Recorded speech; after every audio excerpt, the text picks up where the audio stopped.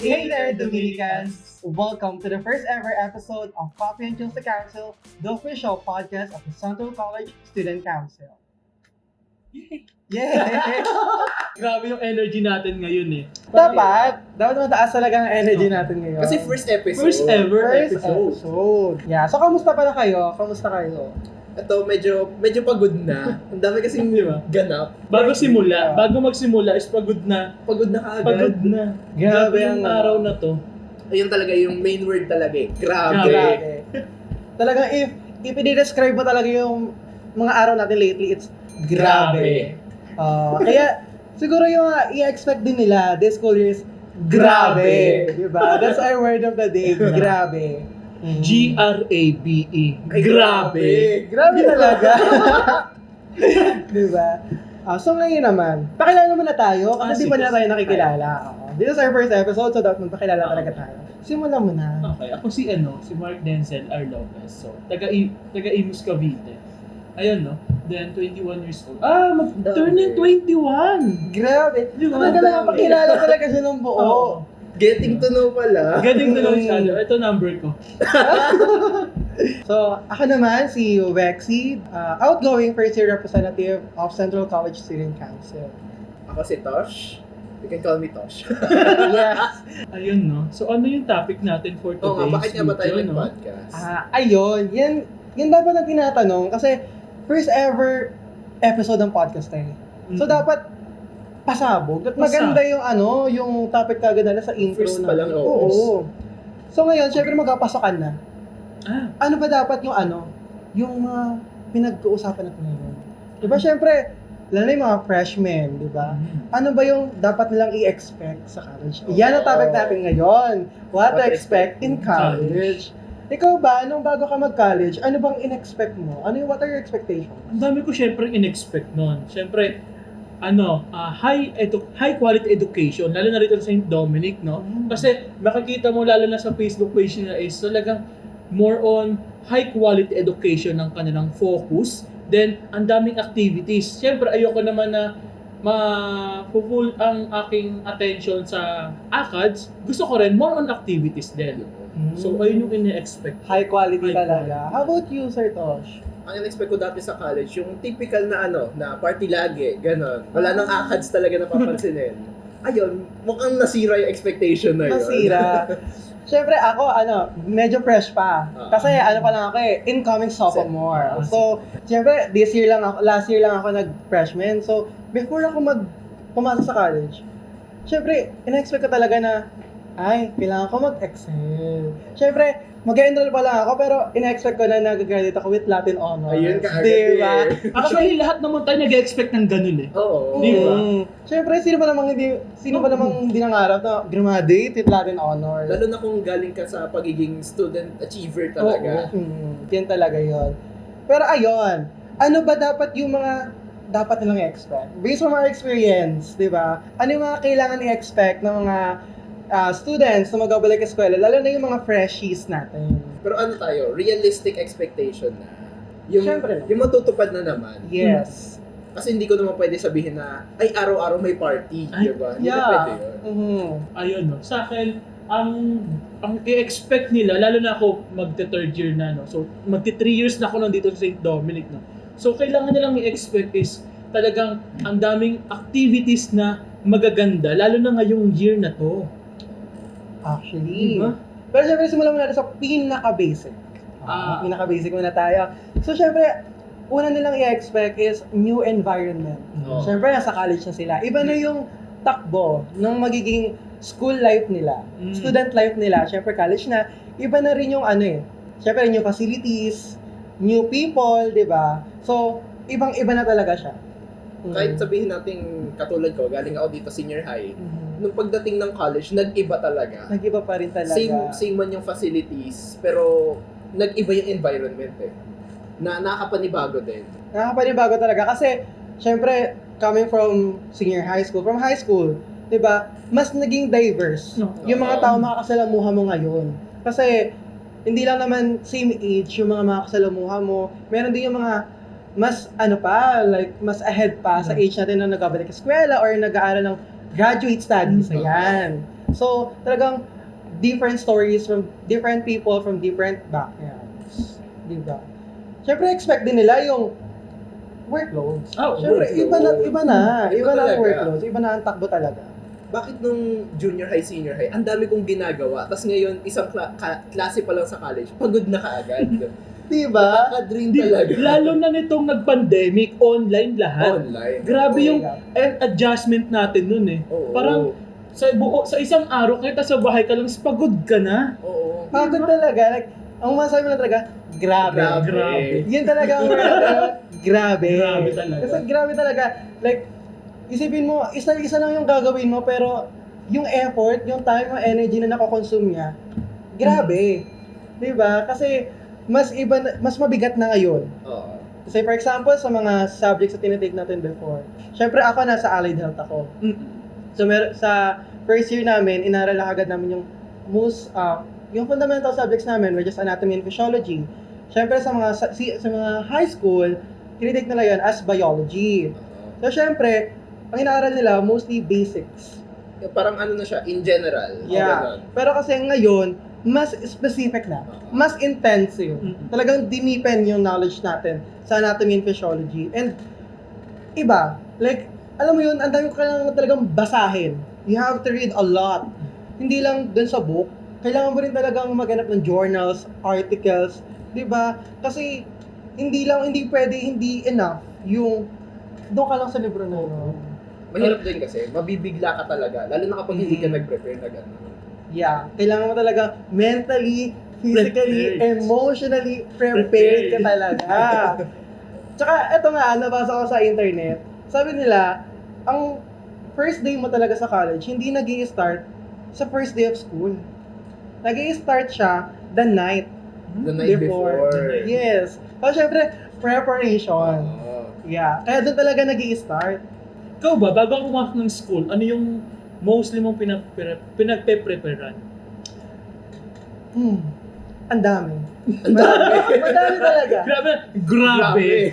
Grabe talaga. Kasi syempre, ako, nag-gap year ako. So, syempre, isang taon akong hindi nag-school. So, going back to school, kailangan ko talagang ano yan? I-adjust. I-adjust, Oo. i-condition Yeah. yung utak ko tsaka yung katawan ko na mabalik na ulit ako sa eskwela. Magkakapasok na ulit. Magkakaroon na ito ng pasok. So, at kailangan makasalamuha ulit ako ng bagong tao, di ba? Kaya gabi pa lang, inisip ko na agad, paano yung introduction ko? Ayun na yung getting to know. Kasi syempre, kahit sabi mo college na yan, hindi Pero- talaga mawawala yan. Oo. Hindi talaga mawawala. Although, sa iba boring, pero trust me, iba dito ang introduction.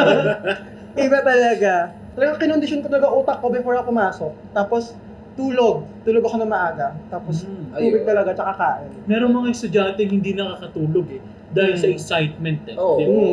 Pero okay naman na at least aware dapat sila na kailangan may preparation. Oo. Hindi lang yung basta, ay papasok lang ako, di ba? Hindi lang basta college lang. Mhm. Kasi yun kasi iniisip ng iba na ay magka-college ako. Yun na yun. Parang yun na yung gusto nilang kwento. Pero kasi dito naman is madami. Madaming magiging ganap. Speaking of ganap, ang dami rin ganap dito. Ay, oo. Kasi natong last year, Last syempre, year. freshman. Oo. Fresh. Very fresh pa. Very fresh pa. From my experience talaga, di ba? Ang dami talagang magiging activities ng freshman. Isa yan sa dapat nilang i-expect at i-look forward to. Especially, eto, di ba? Yung pasalubong. Ay, oo. This August na yan eh. Oo, this August na. Ikaw, ano bang experience mo sa pasalubong? Grabe yung pasalubong niyan. Kasi yung pasalubong is, pumasok ko rito is pandemic pa. Oo. So, online. So, wala kaming event na ganun. Pero based sa mga experience na mga nakasalamuha ko is, grabe daw yan.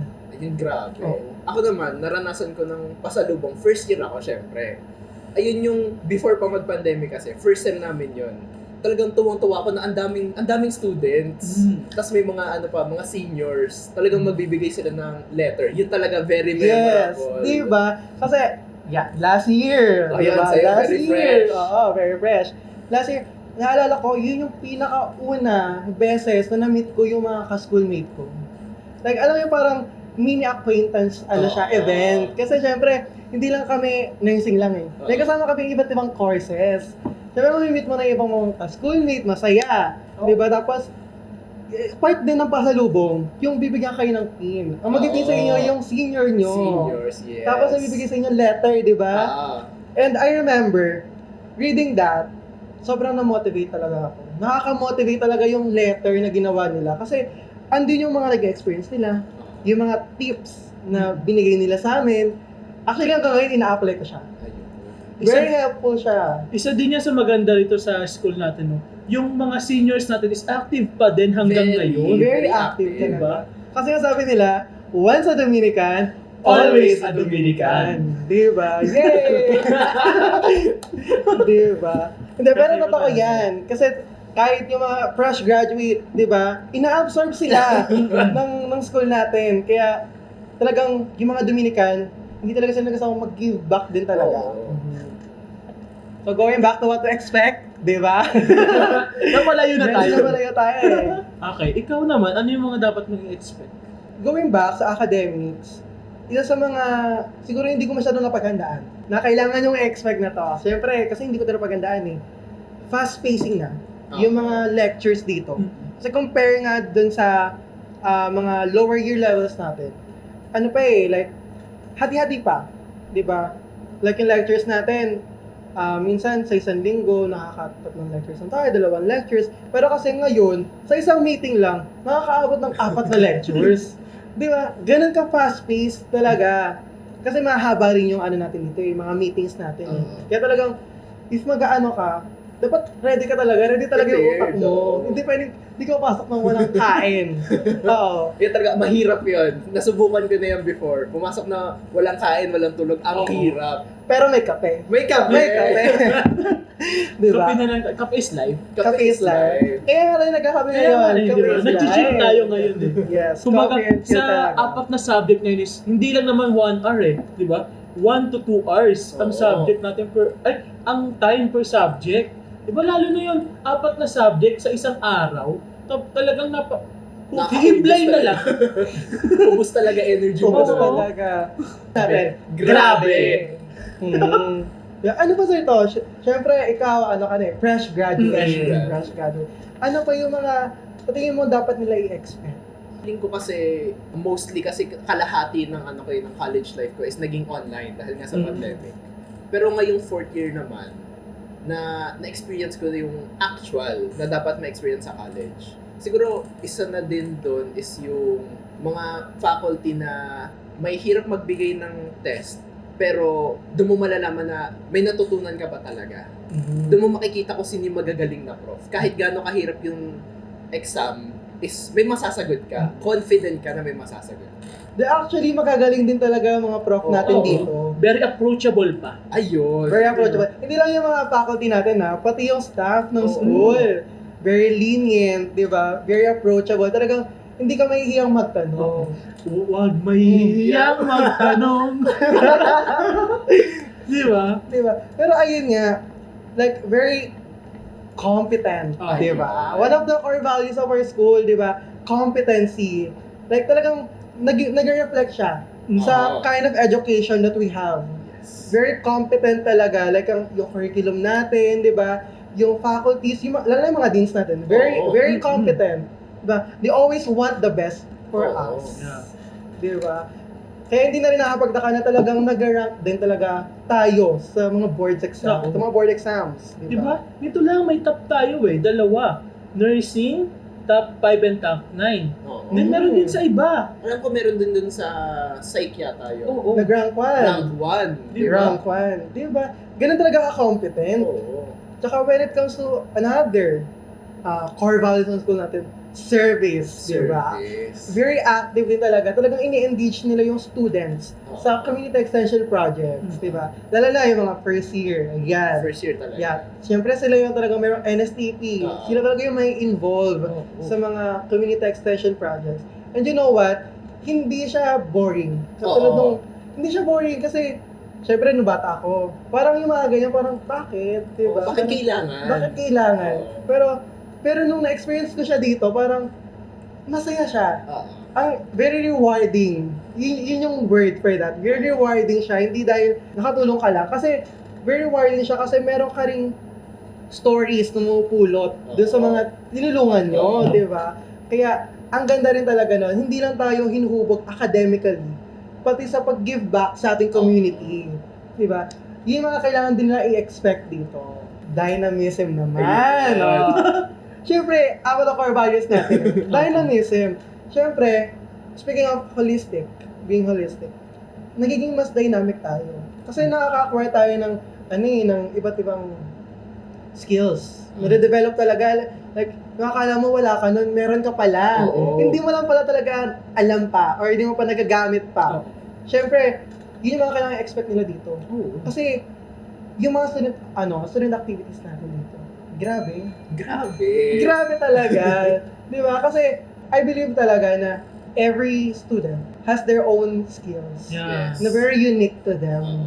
Di ba? And, naghihintay lang yon ng pagkakataon para Opportunity ma-showcase. lang. Oo. Opportunity para ma-showcase. And, we have a lot of that. We have a lot of platform here in our school para ma-showcase yun. Di ba? Tsaka very festive. Very colorful. Very colorful talaga kasi ang theme natin ngayon is Color Your Life. O, di ba? Ang galing, di ba? Kasi yung mga drawing na yan, dito sa St. Dominic, kinukulayan natin yan. Pero syempre, bukod sa, sa mga kailangan na expect, bigyan na rin sila ng tips. So, tips. gumawa tayo ng a freshman guide.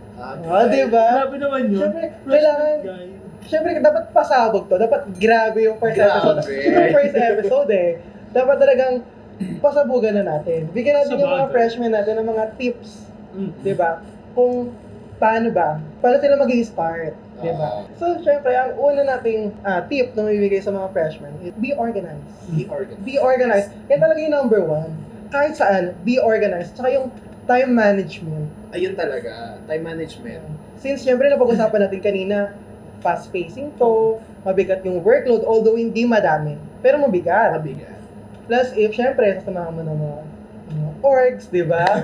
Pero, syempre, yung yung mga nagdadagdag ng spice sa buhay ng sa ating student life, diba? Yes. Siyempre, kailangan mo talagang i-organize lahat. Isa pa sa tips dapat, sa tip kailangan ng mga freshmen natin, be participative. Ayun. 'Di ba? Ang daming activities na kailangan natin ngayon. Ang daming activities ngayon. So kailangan nilang makipag-cooperate. 'Di ba? Hindi lang naman para sa atin 'to 'di ba? Para sa skills din nila. Yun talaga, major tip is be active. Kailangan talaga na mag-participate ka. Kasi huwag mo sasayangin yung opportunities, especially when it comes to leadership. Yes. Yeah, kung nasa tayo ngayon, kailangan talaga natin makita na there's a leader in all of us. Kasi hindi naman yan yung student lang ako. Student ka na madaming opportunities. Diba? Actually, marami ako nakausap ng mga nag-enroll noon. Ng mga student leader sila sa dati nilang school. And that's a good thing. Diba? Ayun ang hanap ka agad nila. Maganda yon kasi mas maganda yung mas maraming student leader. Mas marami yung leader thinking. Diba? Kasi mas magiging maganda yung environment. Kasi mas, alam mo yun, mas na-elevate nila. Diba? Mas nagiging competent in a healthy way. Diba? Na hindi siya competition Alam mo yun, parang umaangat yung level natin. Pero at the same time, sabay-sabay kasi maraming leaders. Tulungan Nagiging tulungan. Nahawa yung ibang student, nagigising. Yung pagiging leader nila. Katulad ng sa ibang org na, nakikita ko itong org na to very active. Gagalingan din namin. Di ba ganun? Yung mga future activities natin and events, ipapost natin yan sa aming FB page na Central College Student Council. So if hindi ka pa na-follow, i-follow mo na. Yan. Again, I am Rexy. I am Mark. And I am Tosh. And this is Coffee and Chill sa Council, the official podcast of Central College Student Council. Thank you!